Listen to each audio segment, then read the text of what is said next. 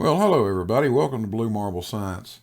Nathan Oakley is desperately trying to strawman his way out of this conundrum, and it isn't working.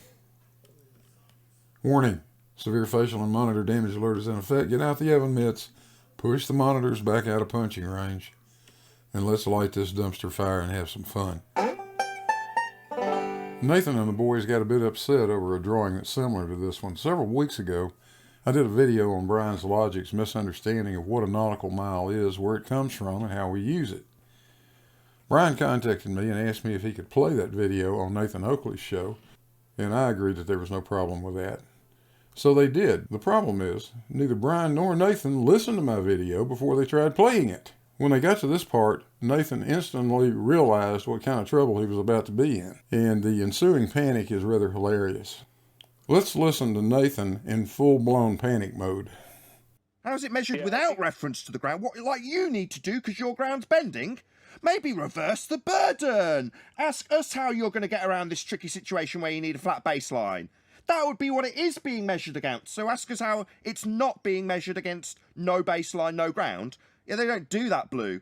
Maybe ask us a non sequitur question in an attempt to reverse the burden because you've got the tricky, awkward situation of a curved adjacent being needed as your ground. Yet we just measure it flat. You really sure you want to show that, Nathan? None of those distances will work on a flat earth, you know. Like an angle would be with a flat baseline like the tool suggests. How would we do it without that? We wouldn't. But that's your problem, Blue.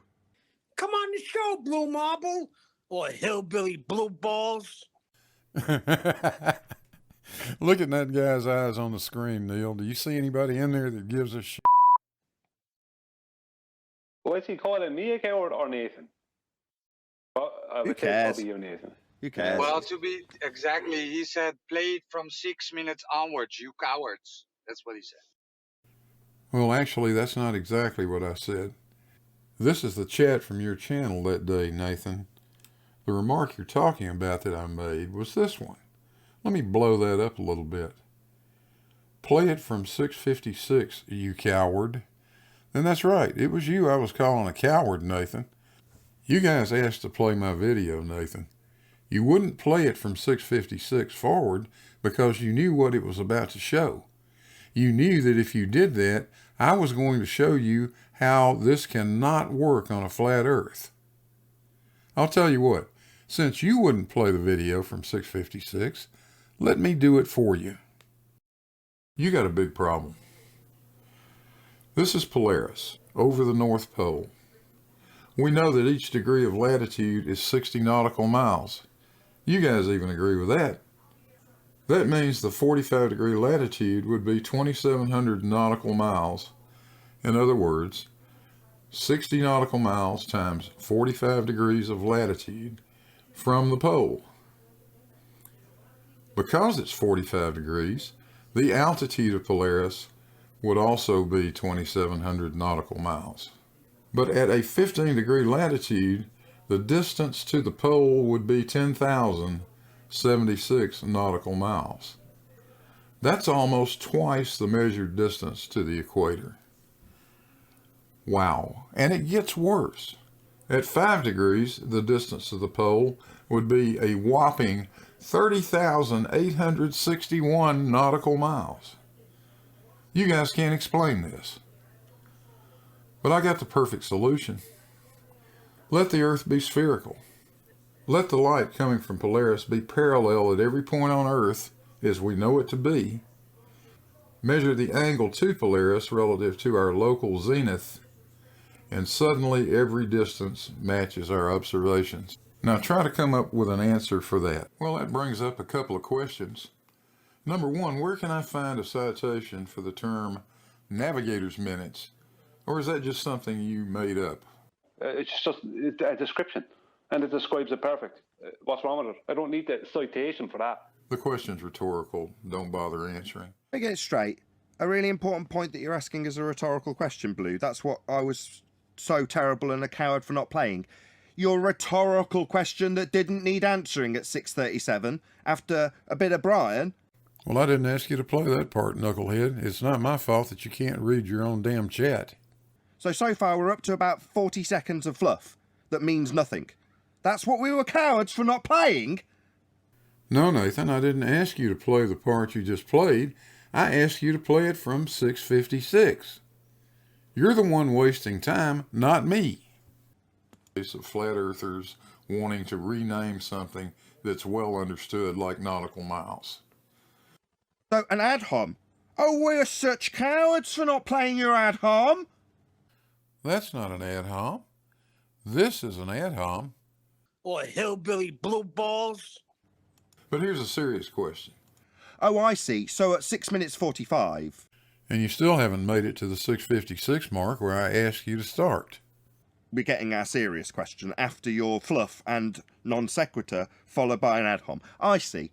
How was that sky distance measured in the sky without reference to the ground, Brian? It's not. It's measured against a flat baseline. Now, wait a minute, Nathan. That's not what Brian said. Listen to this. Statute miles are surface-based measurement, okay? Whereas nautical miles, or a better term for them, navigator's minutes, okay, are a sky-based navigation distance. So who's right, Nathan? Brian just said navigator's minutes are a sky-based measurement, and you claim it's a measurement against a flat baseline. You guys need to work on your choreography a little bit. How's it measured without reference to the ground? What, like you need to do because your ground's bending? Maybe reverse the burden. Ask us how you're going to get around this tricky situation where you need a flat baseline. That would be what it is being measured against. So ask us how it's not being measured against no baseline, no ground. Yeah, they don't do that, Blue. Oh, just hang on, Nathan. It's coming. Maybe ask us a non sequitur question in an attempt to reverse the burden because you've got the tricky, awkward situation of a curved adjacent being needed as your ground. Yet we just measure it flat. Like an angle would be with a flat baseline like the tool suggests. How would we do it without that? We wouldn't. But that's your problem, Blue. While you ponder those two questions, you got a big problem. While I ponder them? No, I ripped your arse through your throat after hearing it. You asking me how I'd measure it without a flat baseline? No, I definitely need a flat baseline, and so do you. Here's the Nautical Almanac for 2021. And here are the search results for the word baseline. 0. The words baseline or flat baseline appear nowhere in the Nautical Almanac. So tell me again how it is I need one. So asking me how I'm going to get around your tricky problem while I ponder it, I didn't need any time to ponder it. Over the North Pole. We know that each degree of latitude is 60 nautical miles. You guys even agree with that. So, let me get it straight. He called us cowards because we didn't play from 6 minutes. We're up to 7 minutes, 8 seconds. Wow, Nathan. You played my video all the way from the 6-minute 56-second mark I asked for to 7 minutes and 8 seconds. You played an entire 12 seconds of it. But you're not a coward, are you? Nah. And we've got absolutely nothing other than him asking us how we'd measure an angle without the ground being flat. Yeah, we wouldn't, but that's not our problem. It's yours. Oh, I thought when he said that, when he referenced, I thought when he said about how would you measure the sky without along the sky without knowing about the ground, I thought he was referencing the Nautical Almanac. I just said, well, use the almanac then to find out where it is. Like, but the distance. I mean, I thought the question was kind of bizarre, but I think maybe you were on the right track. That he was maybe begging the question. I don't know. I don't know what he was even asking there. He's saying, how do you measure an angle to this star Polaris in his depiction if you haven't got this line that's flat along the ground? That's what he's asking. How do you do it without that line? You wouldn't, but that's your globe Earth problem, you complete clown. Now, if you're Nathan, how do you get yourself out of this mess? Well, it's easy. You just build one of these, of course. Nathan, can you, the best part of this is he did a video and he put a picture. I had to go away for a minute or two, but I'm back. That picture of the sphere with the tangent plane on top, that line. Can you put that up again? That was the best thing you ever did right there. Thank you very much. So here's how we build the Strawman. The first thing that Nathan and 10th Man are going to do is invent a baseline that does not exist in reality.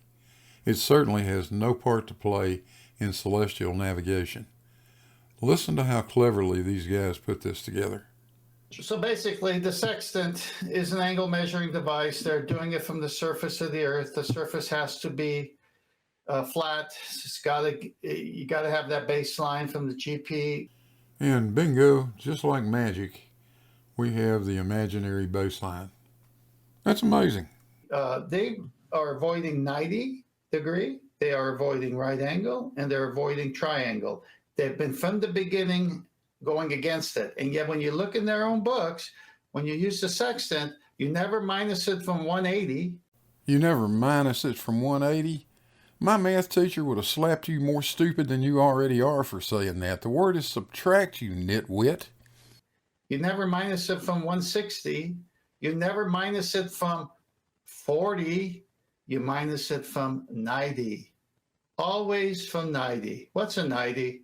It's a perpendicular square box. Right, I'm just going to draw that. Flat baseline. I'm going to draw that box. So in his diagram, in Blue Marble's diagram, from zenith to the measurement position on the ground to the GP at 90 versus the sky measurement in degrees. That is the box that has just been described to do this measurement. And now for part 2 of the straw man. Nathan claims this mythical baseline must extend to the GP of the celestial body to form a right angle. Ah, there we go. Now we're getting somewhere. On his diagram. Now that box lines up with the flat plane he must have to make this measurement, with the GP of Polaris at 90 degrees to it.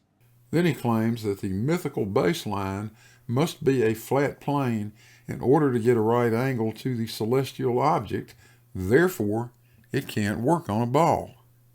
Wow. That is how it's done.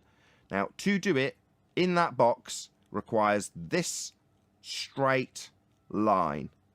It does not require anything that is drawn below this line. Completely redundant. Not required.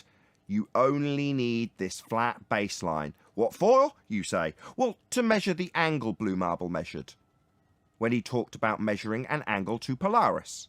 That would be this angle, requiring a flat baseline. And the description, when minusing 90 by 10th man, is a box I am now drawing around the zenith to Polaris from your position, down to the GP of Polaris and back to your position. That is a box with 90 degrees at the corners. Flat plane required. Blue Marble, where'd you get your angle to Polaris with a curved adjacent? Answer, you didn't. It's depicted here. And there you have it. The straw man is complete. You can't have a curved adjacent, so you can't have an angle to a celestial body, so sextants can't work on a globe. The earth is flat, except it's wrong. Every bit of that is wrong. By now, I think everybody has done at least one video on the sextant. Well, except me.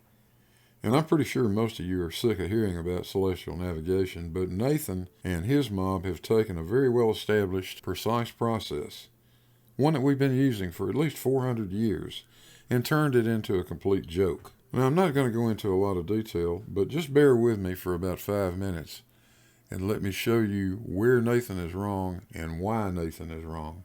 Let's go over the basics of a marine sextant very briefly. Now this is important, and this is where Nathan's argument starts to fall apart. A sextant isn't a compass. We don't use it to measure angles between lines on a piece of paper like Nathan would have you believe. Sextants don't do trigonometry or form right triangles. A sextant is a precise instrument that measures the angular separation between any two visible objects, regardless of what they are or where they are. Nathan is telling people that you need a flat baseline and a right angle from a celestial body to that baseline in order for celestial navigation to work. He's absolutely wrong. You only need to be able to see the horizon, or an artificial horizon for that matter. That's one point. and the celestial body of interest, that's the other point. That's all you need. No lines, no right angles, just two visible points or objects. Now the sextant really only has 5 parts to it. There's the telescope, there's an index mirror that is attached to a movable index bar, a horizon mirror, and a scale. That's it. The basic principle of the sextant is simple. If you point the sextant at the horizon and you move the index bar, you're also rotating the index mirror, and you can bring the reflection of any object in the sky down to appear to be at the same elevation as the horizon. You see that effect in the diagram on the right. The angular separation between the celestial object and the horizon is simply read off the scale and the micrometer or vernier part of the index bar. Now there's more to it than this in actual practice. We're always looking down slightly to the horizon, depending on how high we are off the surface, and we're always looking through some amount of atmospheric refraction. And those things have to be corrected for. But basically, this is what a sextant is and what it's doing. Hey, it's so simple even a flat earther could do it. Well, some of them could do it, don't you think? No, okay, anyway. So the marine sextant doesn't need a flat baseline. It doesn't need a right angle to anything. All it needs is a clear line of sight to the horizon and to a celestial object. Now let's see what we can do about destroying this Strawman that Nathan's been building. The angle being measured is the angle between two objects, not the angle between two lines on a piece of paper. That's just wrong, Nathan. That's not how it's done. One object is a celestial body and the other is the horizon, which is just a few miles away from our position. Distances along the surface from GPs are not calculated by forming right triangles. The distance along the surface from a GP is the angle subtended by the complement of the object's elevation times 60 nautical miles per degree. Now this is how celestial navigation actually works. Using a sextant, we measure the altitude of a celestial body above the horizon, and we apply corrections for things like refraction and the height of our telescope, and that gives us angle alpha. This line you're looking at is simply a tangent. It does not extend to the GP. That's all it is, a local tangent at our point of observation. Next, we determine the GP of the celestial object for the date and time of our observation, and we find that in the nautical almanac. We want the angle subtended by the GP of the celestial object and our position. It's angle theta, and that is the same as the complement of angle alpha. We now multiply angle theta by 60 nautical miles per degree, and that gives us a line of position, a distance away from the GP. It's that simple. Now, if we want to find our position, the process is pretty simple. We select a celestial object, like a planet, and we find the GP for the time and date of our observation, and we look that up in the nautical almanac. That gives us the GP. We measure the altitude to that object and take the complement of that angle times 60 nautical miles per degree, and that gives us a line of position, which at this point is a circle. We could be anywhere on that circle, but when we add the second celestial object, now we have two circles that intersect at 2 points. We could be at this point, or we could be at that point. Usually we would know which one it is, but in case we don't, we just need a third celestial object. With that, now we have 3 circles intersecting at a single point, and that is our fix. This is how celestial navigation is done and has been done for hundreds and hundreds of years. There is no flat baseline. There is no 90-degree angle to an imaginary baseline. It's done this way with very simple celestial navigation techniques. Nathan, I think you can say goodbye to your straw man. But while I got you, You got anything for this? Pittsburgh is at a latitude of 40.43 degrees. Using your triangulation method, that would be 3,169 nautical miles from the GP of Polaris. Miami, Florida is at a latitude of 25.75 degrees. That would be 5,598 nautical miles from the GP of Polaris. The distance between Pittsburgh and Miami, therefore, must be the difference in those two distances. That would be 2,429 nautical miles. The problem is the actual driving distance is only 1,026 nautical miles. Using your method, we're off by more than a factor of 2. This is a massive flat Earth fail. How about showing us where we're wrong? Hey, thanks for watching. Hope you guys enjoyed it. Don't forget the like and subscribe buttons. Shout out to the patrons and PayPals. We appreciate everything you guys do. And I guess I'll see you on the next one.